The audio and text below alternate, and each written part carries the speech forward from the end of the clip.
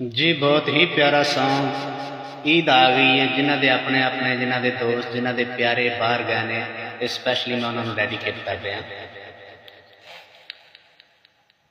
पिछा हटवे माया जिदा सटवे माया, पिछा हटवे माया जिदा सटवे माया, तेरिया कमाइया दी वे सानू लोड़ कोई नहीं, तेरिया कमाइया दी वे सानू लोड़ कोई नहीं।